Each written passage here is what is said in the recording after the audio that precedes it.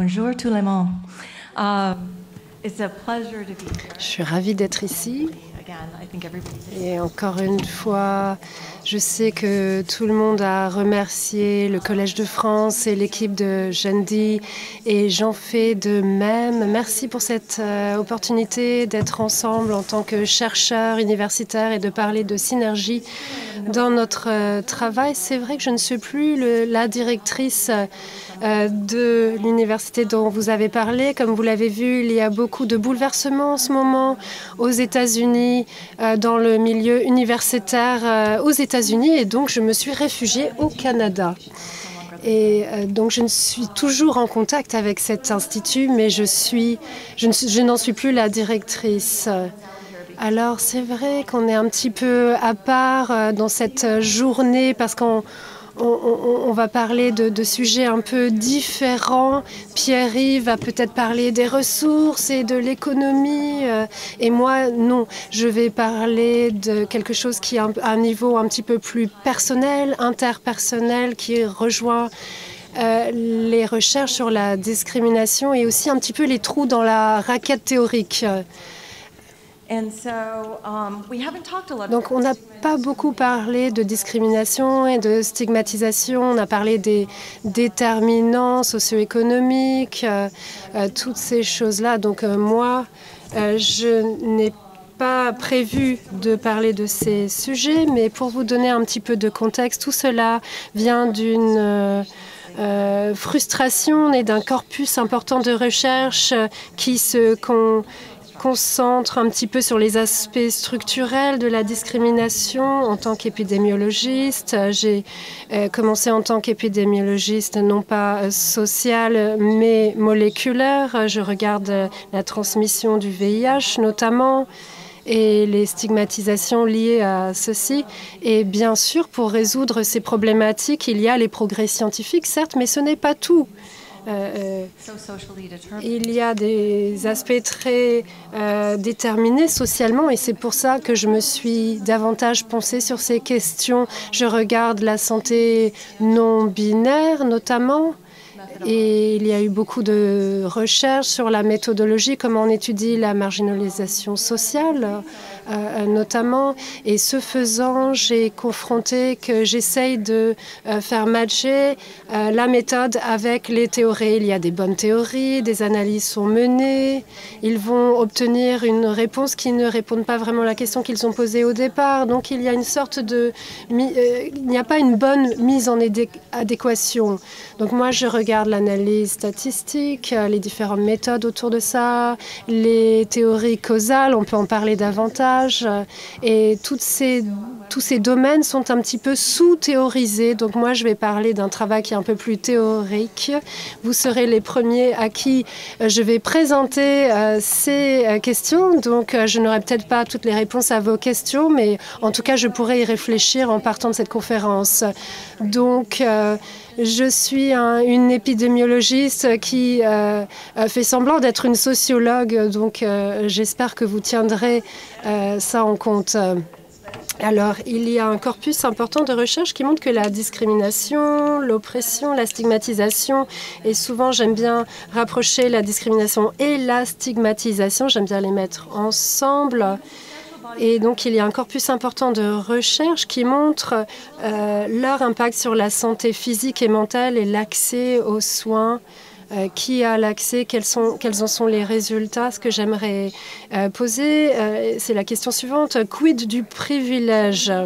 Alors, de manière générale, quand on a des recherches quantitatives, on mesure la discrimination, on le fait de différentes façons. La discrimination majeure, la violation des droits humains liée à l'emploi, le logement, la violence, ce qui a des répercussions sur la vie des personnes. Il y a aussi la discrimination telle que les micro-agressions, les indignités, le manque de dignité que l'on peut subir quand on est une personne racisée, par exemple.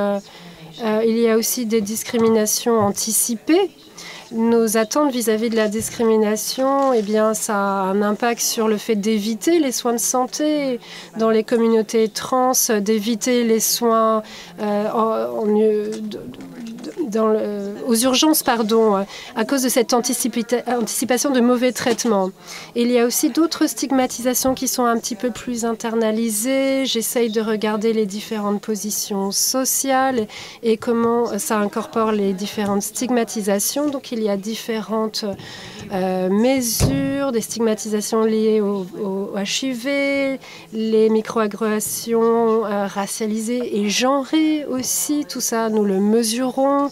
Il y a des types spécifiques de stigmatisation, de discrimination qui ont été étudiés. Je regarde ça en relation avec le bien-être. Donc, j'aimerais poser la question, pourquoi il n'y a pas d'ensemble de mesures similaires pour mesurer le privilège. Le privilège, on en parle d'un point de vue social, mais ça ne fait pas vraiment l'objet de recherche. Si on regarde les recherches existantes, cependant, alors est-ce que combien de temps je dispose? J'ai un petit chronomètre ici pour m'aider. Est-ce que je veux respecter le temps imparti? Dites-moi.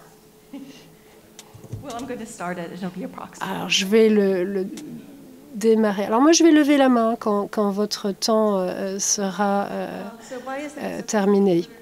Eh bien, si on regarde les études existantes, on ne le dit pas souvent, c'est ce qu'on essaye de mesurer ici, la stigmatisation et la discrimination sur une échelle métrique. Et ils pensent que le manque de discrimination, que par défaut, c'est lié au privilège. Et c'est vrai, mais c'est une réponse très partielle à cette question. Est-ce qu'il y a des hypothèses implicites ou par défaut? Quand on pense au privilège, c'est bien de ne pas subir de discrimination. C'est ce qu'on espère pour nous tous. Le problème, c'est quand on vit ces discriminations et quand on réalise que tout le monde n'a pas le même traitement. Donc, comment faire? Il faut connaître les systèmes qui produisent ces discriminations pour certains et par d'autres, mais peut-être c'est une mauvaise compréhension du privilège et comment le privilège peut avoir un impact. Le fait de ne pas simplement être discriminé. Si on regarde comment on parle de privilèges dans les échanges, alors est-ce que ceux qui ont des privilèges le savent? Est-ce qu'il faudrait tracer ce privilège? Et bien sûr, il faut être conscient des privilèges que l'on a. Une autre question intéressante, c'est comment ce privilège fonctionne et comment il fonctionne de différentes façons pour façonner les opportunités qui s'ouvrent à différents individus, les différentes contraintes dans leur vie quand ils essayent d'avancer, les impacts sur leur santé, leur bien-être physique, mental, sexuel, social. Et tout ce qui fait la vie qui font de cette vie une belle vie. On m'a demandé de contribuer à ce livre. J'y ai consacré un chapitre. Il s'agit du privilège et de l'intersectionnalité dans la santé publique. Ici, c'est le chapitre 6 que j'ai rédigé. Alors, j'ai été une de celles qui a remise son chapitre le plus tardivement parce que j'avais un modèle à 3 dimensions, 6 dimensions, 12 dimensions. Parce que plus j'ai réfléchi à la question de la discrimination, de la stigmatisation, je me suis dit que mon modèle n'était pas suffisamment exhaustif. Et donc plus j'ai réfléchi à ce modèle, plus nombreuses les personnes avec qui j'ai discuté, j'ai vu que c'était très complexe et donc je vais partager certaines de ces conclusions avec vous. Lorsqu'on regarde le travail universitaire sur le privilège, c'est souvent le privilège blanc, hétérosexuel, le privilège masculin, des choses comme ça. Et dans les études précédentes qui ont été popularisées. Il y a Peggy McIntosh en 1989. Elle a travaillé sur le privilège blanc comme étant un sac à dos invisible. Elle pense que ce sac à dos invisible et sans poids, c'est comme un ensemble d'outils que les personnes blanches portent. et qui contient beaucoup d'outils dont on n'a pas forcément conscience. Il y a des dispositions spécifiques qui nous nourrissent, des cartes, des passeports qui nous donnent des accès à différents accès que d'autres personnes ne peuvent pas accéder. Il y a aussi des codes, des visas, des vêtements, des outils et des chèques en blanc. Voilà, des ressources racialisées qui sont invisibilisées. Et dans son étude, elle a appelé à un plus grand développement de la taxonomie du privilège. Et le livre sur lequel j'ai travaillé, ceci est développé. Une personne dit que le privilège peut être vu différemment. Il y a l'oppression, le privilège, ça fait partie d'un tout. Il faut étudier les deux choses dans un même modèle. Pour moi, ce n'était pas un modèle qui était suffisamment fort pour bien comprendre comment fonctionne le privilège. C'était vraiment la question principale à laquelle je voulais répondre. C'est quelque chose de structurel, mais ce n'est pas suffisant pour comprendre comment ça fonctionne. Et donc, Kelly McIntosh aborde 2 des 7 dimensions que je vais vous présenter. Donc, premièrement, il y a des expériences justes et équitables, et ça c'est très bien, mais elle identifie une autre dimension, et ça c'est l'ignorance qui ne nuit pas forcément, qui n'est pas forcément nuisible. Et c'est nuisible pour celui qui a cette vision des choses. Par exemple, vous pouvez aller dans le monde en disant que la seule civilisation avancée, ce sont les Européens, par exemple. On ignore les populations incas, les sociétés africaines, chinoises. Il y a aussi le Moyen-Orient qui a apporté les mathématiques, l'art, la culture, toutes ces choses. Il n'y a pas que les Blancs. Et ça, c'est une vision finalement qui n'est pas nuisible, mais elle va contribuer à une certaine opacité, au racisme, à l'impérialisme. Et donc, McIntosh identifie ces 2 couches. Et donc, voici mon modèle en 7 couches. C'est déjà présent dans le livre dont je vous parlais. Alors, c'est important pour moi d'avoir ce modèle. Donc, vous voyez les 2 premiers. Donc, l'expérience juste et équitable versus l'expérience injuste et inéquitable. Il y a l'ignorance nuisible tolérée versus celle qui est soumise à l'ignorance des autres. Mais alors, ce qui importe pour moi, c'est ce qui est sur le côté gauche de ce modèle. Le 3e élément, c'est la promotion et la facilitation. Et c'est ce qui a fait que, au sein de l'université au Canada, où je travaille encore, ils font beaucoup de formations. Et j'ai fait partie d'une formation pour les managers. Et c'était pendant le Covid, donc c'était en ligne. Et une personne s'est exprimée pendant une formation et quelqu'un a dit je pense qu'on est tous managers pour la même raison, parce que quelqu'un, quelque part dans notre vie, nous a dit je pense que tu serais un super manager. Et les autres personnes qui étaient présentes dans cette formation ont dit bah non, c'est pas forcément comme ça que ça marche. Donc c'est ce point de vue-là qui m'intéresse. Il y a des relations interpersonnelles, il y a des relations structurelles, et tout ceci a un impact sur cette notion de privilège. Donc la promotion et la facilitation,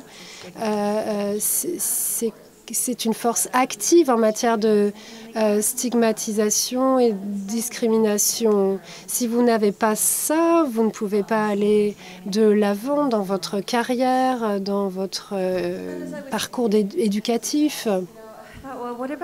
Donc j'ai réfléchi ensuite au sens. Souvent, je dois faire beaucoup de pédagogie, et je sais que dans mon travail et les communautés avec lesquelles je travaille, la façon dont nous mesurons les choses, souvent c'est rattaché à une compréhension assez mainstream. Donc pour mes collègues autochtones qui ne séparent pas l'orientation sexuelle de l'identité de genre dans leur méthodologie.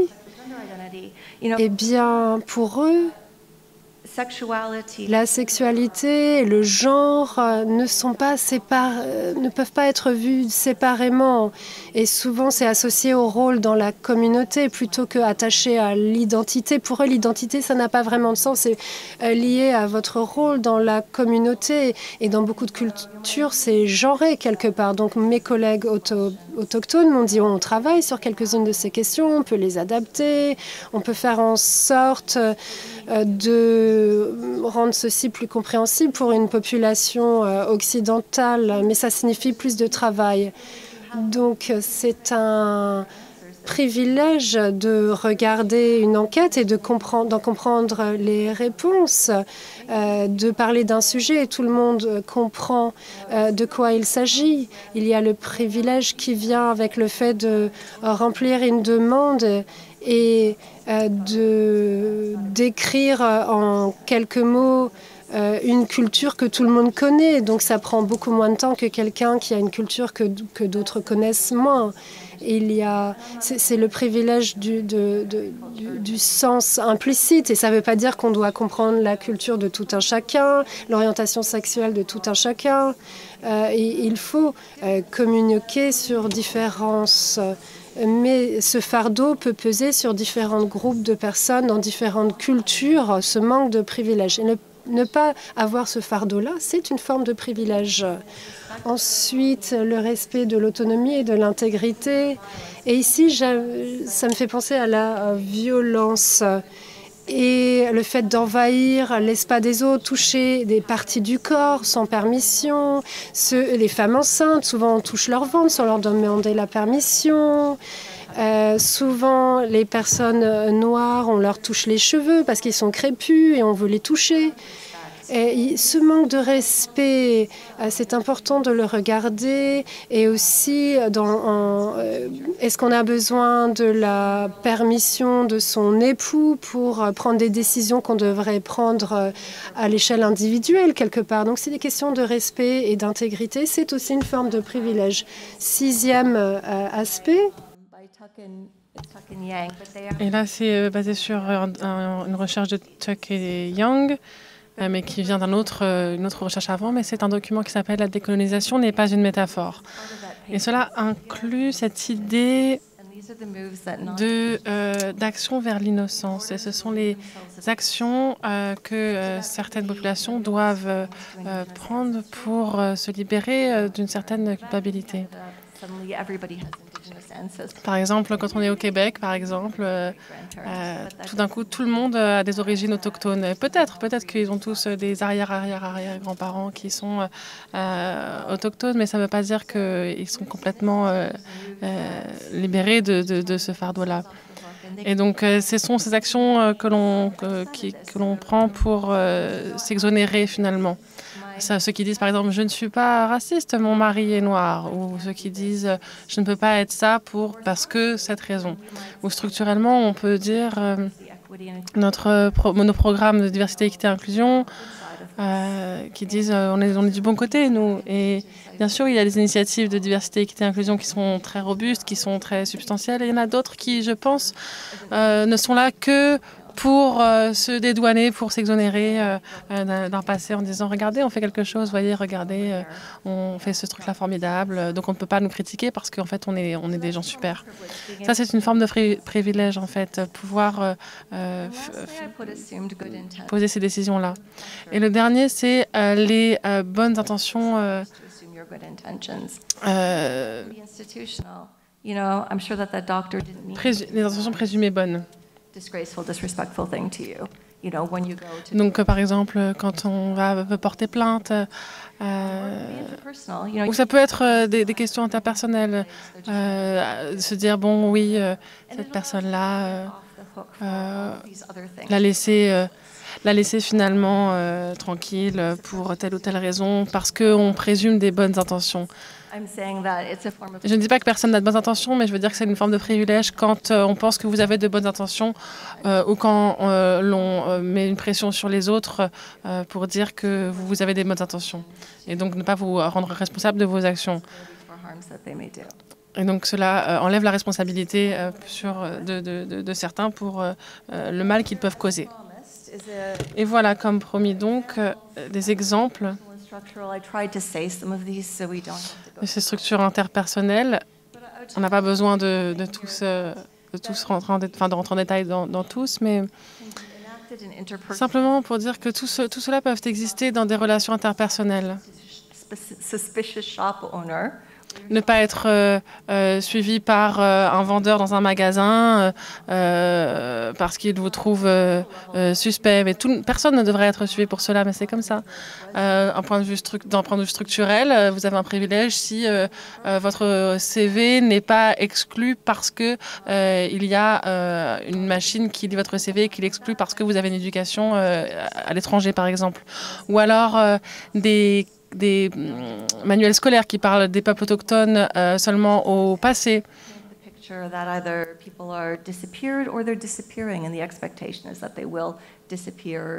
Et c'est parler de ces exemples structurels finalement, ou alors tout ce qui est d'être promu manager, par exemple.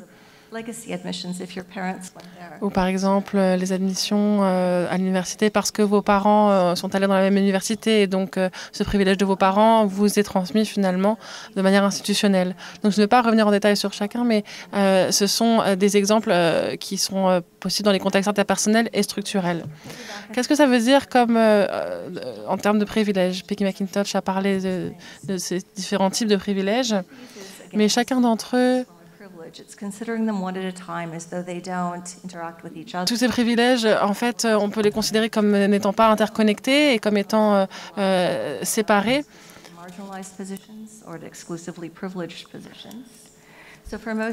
Mais pour la plupart des individus, en fait, ils font l'expérience de ces effets de manière combinée.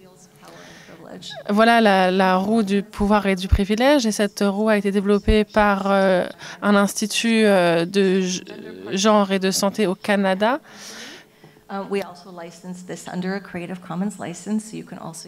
Donc vous pouvez aussi utiliser cette roue si vous le souhaitez ou l'adapter. Mais cela montre le pouvoir au centre de la roue et on voit les personnes marginalisées vers l'extérieur de la roue. Donc là, ça montre ces processus à l'extérieur qui créent ces différentiels. Et on peut construire à partir de cette roue, on pourrait ajouter le poids, on peut ajouter un certain nombre de critères, d'éléments. C'est canadien parce qu'on voit que les langues du pouvoir sont français et anglais. Bien sûr, on pourrait ajouter d'autres langues, mais au Canada, bien sûr, les langues officielles sont l'anglais et le français. Donc, vous pouvez avoir accès à toutes les informations gouvernementales en français et en anglais. Donc, il y a cette forme de pouvoir et de privilège autour de la langue. Et cela vous permet d'avoir accès à tout ce qui a à voir avec les privilèges et l'éducation. Si vous ne faites pas partie d'un groupe qui est discriminé, alors ça peut mener encore à d'autres privilèges dans le contexte du marché de l'emploi.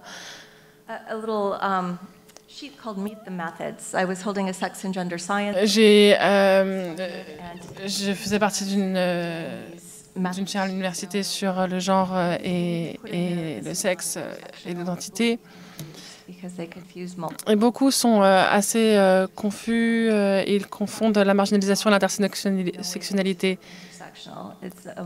C'est pas parce qu'on regarde tout ça qu'on a un travail qui est intersectionnel, c'est juste une approche de la marginalisation.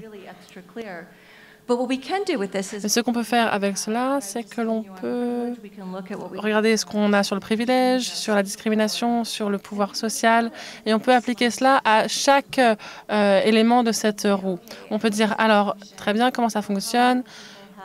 comment ma communauté a une compréhension implicite sur tel sujet. On peut regarder la religion en disant que certaines religions sont plus institutionnalisées dans différents pays, dans différents contextes. D'autres religions ne le sont pas. Donc on peut regarder chaque élément et en fait on regarde ce gradient dont je vous ai parlé sur le privilège et on peut l'appliquer à chaque part de cette roue. Et donc maintenant on rassemble tout cela, mais on n'a pas fini encore. On arrive simplement à un contexte de marginalisation multiple. Mais est-ce que chaque marginalisation, chaque privilège peut être compris comme son propre gradient indépendant? Je pense que j'ai commencé à le dire, je ne pense pas que ce soit possible. Et donc quand j'ai écrit ce chapitre, je voulais vraiment apporter l'intersectionnalité dans le sujet, particulièrement quelques idées de Patricia Collins qui étaient particulièrement pertinentes dans ce domaine. Et je voulais également donner quelques outils d'enseignement pour que tout le monde puisse mieux comprendre. Donc je voulais partager avec vous certains de ces outils-là. L'intersectionnalité, comme on l'a dit déjà, un universitaire américain a parlé de l'intersectionnalité dans la recherche scientifique, mais c'est un terme qui existe déjà dans les communautés féministes noires, mais dans d'autres communautés aussi aux États-Unis. Et donc Crenshaw avait une façon particulière de parler d'intersectionnalité, un universitaire dans le domaine juridique et dans la protection des droits civils. Et donc, ça portait sur la façon dont les individus pouvaient porter plainte. Mais mon travail est basé aussi sur le travail de Patricia Collins, sociologue. Donc, je vais aussi me baser sur son travail. Et donc, l'intersectionnalité, c'est une théorie qui voyage, c'est-à-dire qu'elle voyage dans la géographie, entre les disciplines. Et quand ces choses-là arrivent, elles changent à cause de ces voyages et elles changent en fonction des zones qu'elles visitent. Et donc, ce qui est intéressant dans le travail de l'intersectionnalité dans l'épidémiologie, c'est que j'ai vu que il y a eu d'autres notions qui ont été un peu changées, comme ce qui a été fait avec le travail de Ryan Stoll et qui ne revenait pas au travail de Meryl Singer avant ça, le travail sur les syndémiques. Et beaucoup ont manqué la connexion au pouvoir et donc beaucoup de sens a été perdu. Et donc quand j'ai commencé à parler d'intersectionnalité, je me suis dit, ah mince, il faut que l'on s'assure que l'on garde l'intégrité de la notion alors que cette notion passe par mon domaine. Donc ça, c'était l'origine de mon premier rapport sur l'intersectionnalité en 2014, en reprenant l'origine de ce concept et le faire passer par l'épidémiologie. Et c'est difficile de mener à bien ces nouvelles recherches. Je crois que j'ai maintenant 13 ou 14 publications sur l'intersectionnalité. Mais si vous voulez savoir à quoi ressemble le domaine, je peux vous renvoyer à ces publications de SSM Population Health. L'un vient de l'Université de Californie à San Francisco, l'un c'est avec mon équipe. Il y a eu beaucoup de collaborations dans ce domaine. J'ai pu prendre part à des réunions d'équipe avec les autres co-auteurs. Nous avons fait en sorte de pouvoir sortir ces publications la même année. Je pense qu'ils sont très complémentaires. Je pense que le leur est un peu plus en profondeur, de manière un peu plus étroite que nous. Il y a beaucoup de recherches et ce qui a lieu dans la recherche quantitative en intersectionnalité, c'est intéressant, mais il y a de mauvaises nouvelles. Il y a beaucoup de travaux qui ne définissent même pas l'intersectionnalité ou certains qui donnent de très mauvaises définitions ou dont la compréhension est assez pauvre et il y a un manque d'engagement. Et il y a encore beaucoup d'espace pour l'amélioration et c'est aussi pour ça qu'on est là. Et alors que j'enseigne, encore une fois, je suis très inspirée par Patricia Collins, particulièrement sur ces 6 idées clés de l'intersectionnalité. Je vais parler des 2 qui sont en bleu. On a déjà parlé des inégalités sociales, de l'inéquité. On a parlé de ça toute la journée. Le contexte social, le pouvoir social, la justice sociale, la relationnalité, la complexité. Voilà les idées dont je voulais parler plus précisément aujourd'hui. La relationnalité, c'est l'idée qui a le plus impacté mon travail. Et je recommande vraiment ce travail. L'intersectionnalité Comme théorie sociale critique, c'est un livre très intéressant. Ce que j'aime beaucoup chez Patricia Hill Collins, c'est qu'elle nous donne des outils de réflexion. Elle nous dit, voilà certains outils, voilà comment se poser les bonnes questions. Et donc elle dit que la relationnalité, c'est la façon dont ces stigmatisations et ces discriminations, et je vais ajouter privilèges, comment ils se retrouvent de différentes manières. Et on peut penser à ces trois éléments-là. On peut parler à l'addition. L'addition, c'est quand on ajoute des catégories à des domaines de recherche préexistants. Donc, on est des chercheurs dans l'équité de genre. Et maintenant, on va parler d'hétéronormativité. On va parler de le patriarcat hétéronormé. Et là, c'est différent. Quand on rassemble tous ces éléments, ça nous donne des différents résultats. Et donc, on peut se demander, en tant qu'universitaire, qu'est-ce qui se passe quand j'ajoute cet autre élément dans mon travail? Qu'est-ce qui se passe lorsque je regarde la façon dont mon travail sur l'inéquité dans l'emploi, est-ce que ce travail-là est racialisé? Est-ce que il y a des changements sur... est-ce que quand j'étudie l'immigration, cela a un impact plus fort, l'immigration a un impact plus fort sur les personnes vivant avec handicap, par exemple? Et elle utilise cette métaphore d'une remorque attachée à un véhicule, et quand c'est attaché, ça bouge différemment.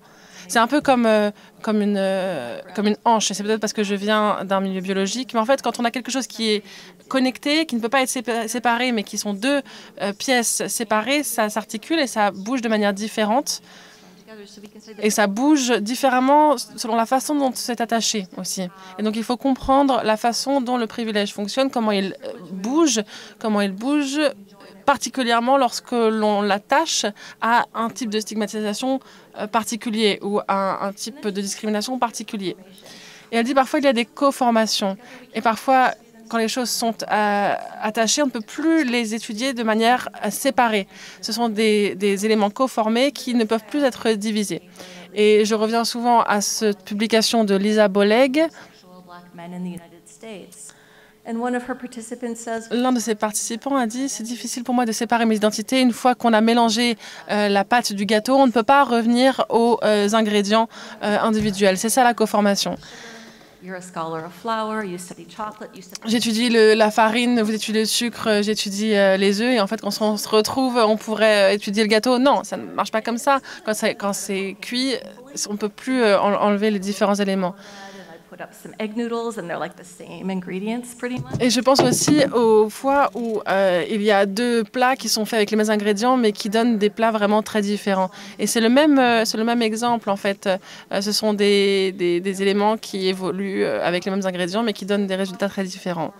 Les processus qui nous forment, qui nous construisent, sont impactés par cette coformation, la façon dont on est cuisiné ensemble. Donc revenons à cette roue du pouvoir et du privilège. On peut essayer de remplir les espaces laissés dans la phrase. Vous pouvez le faire maintenant, vous pouvez le faire plus tard. Mais on peut se dire, voilà, telle catégorie peut atténuer le privilège ou la marginalisation d'une autre catégorie dans un contexte spécifique. Je suis immigrée au Canada.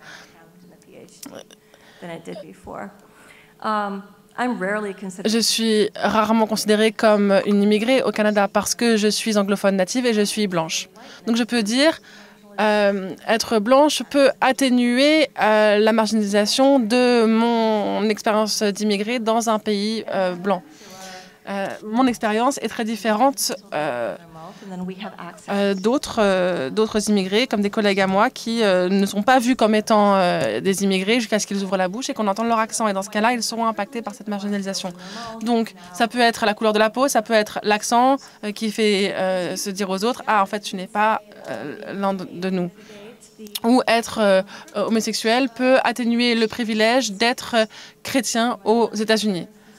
Vous n'allez peut-être pas faire l'expérience des mêmes privilèges associés à ceux d'une majorité religieuse si vous êtes homosexuel, par exemple. Et on peut essayer chacun de ces aspects et vous verrez, en fait, à chaque fois, ce que vous allez comprendre, c'est que la façon dont l'oppression et les privilèges sont appliqués aux individus sont contextuels. Et on peut, encore une fois, agrandir cette roue On n'a pas beaucoup parlé d'identité aujourd'hui, on a parlé de position sociale parce que, bien sûr, on n'a pas à s'identifier comme étant pauvre pour être impacté par la marginalisation en général appliquée aux personnes défavorisées. Donc on peut voir que, comme Patricia Collins, il y a différentes façons de bouger selon les éléments que l'on attache ensemble. Et on peut ajouter quelque chose, par exemple si je suis universitaire et je suis là sur cette question géographique, je vis dans un milieu urbain, mon travail peut être très différent si je commence à ajouter d'autres éléments. Et si je veux regarder ce processus de la façon dont ça fonctionne, cette articulation, et si je change de combinaison, alors je peux passer à de la coformation. Donc la relationnalité nous permet vraiment de comprendre cela. Et ensuite, j'ai dit que je parlerai de complexité. J'ai parlé beaucoup de Patricia Collins, mais je vais parler de Leslie McCall qui a une publication très intéressante sur l'intersectionnalité et la complexité. La question, c'est est-ce qu'on peut étudier les privilèges? Est-ce qu'il y a d'autres manières de les mesurer? Est-ce qu'on peut les étudier? Parce que, en majorité, il y a des éléments structurels. Donc, si on regarde la complexité intersectionnelle, il peut y avoir la complexité anticatégorique, complexité intracatégorique ou intercatégorique. L'anticatégorique, c'est les recherches faites dans le domaine qualitatif, parfois quantitatif. Il y a un livre qui s'appelle Statistiques autochtones, écrit par un universitaire autochtone canadien qui parle des politiques coloniales qui persistent aujourd'hui et dans les recensements, la façon dont les choses sont faites, qui ne sont pas forcément basées sur des réalités aujourd'hui. Notre travail est souvent dans la catégorie de la complexité intracatégorique. L'intracatégorique, c'est quand on se concentre sur la complexité au sein de certaines catégories sociales. Par exemple, je vais étudier les jeunes hommes asiatiques au Canada. C'est une intersection très particulière. Et ça peut mener à des expériences co-formées qui sont différentes, qui fournissent des données sur des problèmes de santé qui sont uniques à ce groupe ou qui sont plus particulières dans ce groupe. C'est ce travail intracatégorique. C'est le travail que l'on fait sur les inégalités de santé. Je parle d'égalité où on peut regarder sur des grands groupes de personnes et on voit l'inégalité comme un résultat dans beaucoup de catégories représentant les intersections des catégories sociales. Ce travail demande de mesurer quelque chose dans différents groupes. Si on parle de privilèges, il faut être capable de le définir quelque chose qui est comparable dans différents groupes. Je vais vous donner un exemple qui vient de la recherche sur les discriminations. Un exemple où on a des difficultés pour mesurer, là on parlait du racisme qui est genré et le racisme n'est pas le même selon les groupes. Donc j'ai deux documents ici. Il s'agit de deux équipes qui sont aux États-Unis. Ils font une étude mixte, ils réalisent une étude, ils vont faire des analyses quantitative, qualitative. Ils regardent les microagressions chez les femmes. La première étude regarde les femmes noires, l'autre les femmes asiatiques aux États-Unis. Ces micro-agressions sont palpables dans ces deux documents. Si on a des groupes différents. Les stéréotypes sont différents pour les femmes noires et les femmes asiatiques. Par exemple, les stéréotypes rattachés à la femme noire, on dit qu'elles sont fortes ou qu'elles sont en colère. Souvent, les femmes asiatiques, on va dire qu'elles sont passives et que ce n'est pas la même chose pour les femmes noires. Donc ici, on a un exemple de co-formation et c'est un exemple de deux mesures intracatégorielles qui suggèrent que l'on ne peut pas faire beaucoup de travail comparatif intracatégoriel sur les microagressions genrées parce qu'on ne regarde peut-être pas la même chose avec différents groupes de personnes. Donc ça, c'est un exemple. Mais si vous allez regarder ces micro-agressions genrées, vous allez voir qu'il y a plein d'exemples différents, des hommes asiatiques par exemple. Donc dans ce domaine, enfin là, je ne sais pas vraiment dans quoi s'inscrit ce type d'études. Je dois y réfléchir davantage. C'est la genèse de mon travail. Et je vais terminer mon propos avec une série de questions. Je sais que vous allez aussi en poser, mais je vais commencer si vous me le permettez. Donc, dans quelle mesure peut-on mesurer le privilège si on ne comprend pas de quoi il s'agit, si on ne comprend pas comment cela agit sur les personnes? Lorsqu'on parle de discrimination, nous avons réalisé un index pour mesurer la discrimination quotidienne. On a regardé les traitements inégaux et finalement on a décidé de retirer cette composante de notre étude. C'est important de peut-être se concentrer sur des expériences concrètes. Ça donne une image vraiment différente de par rapport à si on posait la question est-ce que vous avez été traité de manière inéquitable. C'est compliqué. Il y a aussi comment les privilèges et les stigmatisations ou les discriminations interagissent, comment elles interagissent. J'utilise souvent l'exemple du privilège masculin.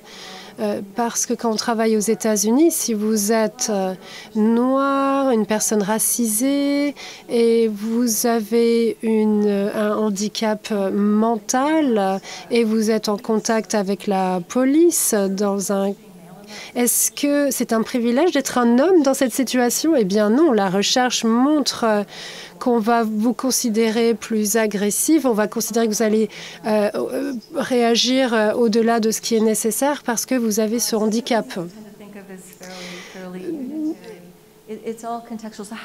Tout dépend du contexte. Comment ces différents éléments interagissent? Comment ça fonctionne? Comment le privilège peut être façonné de manière relationnelle, de façon à nécessiter des mesures intracatégorielles par rapport à des mesures intercatégorielles?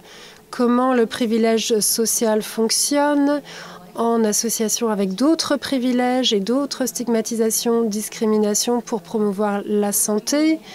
Comment ceci affecte à différents moments de la vie le bien-être sur un parcours de vie. Parfois, on n'a pas les compétences de bien comprendre les discriminations qu'on subit. La recherche a montré que parfois, lorsqu'on fait face à l'adversité, on peut développer des connaissances, des compétences, on peut être fier de ce qu'on a accompli, comment on a géré cette adversité, mais jusqu'à un point où ça devient trop difficile à gérer. Donc c'est important de regarder le parcours de vie avec plus d'exemples pour bien comprendre tous ces éléments. Aussi, est-ce que l'étude du privilège permet de mieux comprendre les inégalités en santé? Si on regarde les questions de causalité, pourquoi ne pas incorporer le privilège dans le travail que nous faisons? Merci de votre attention.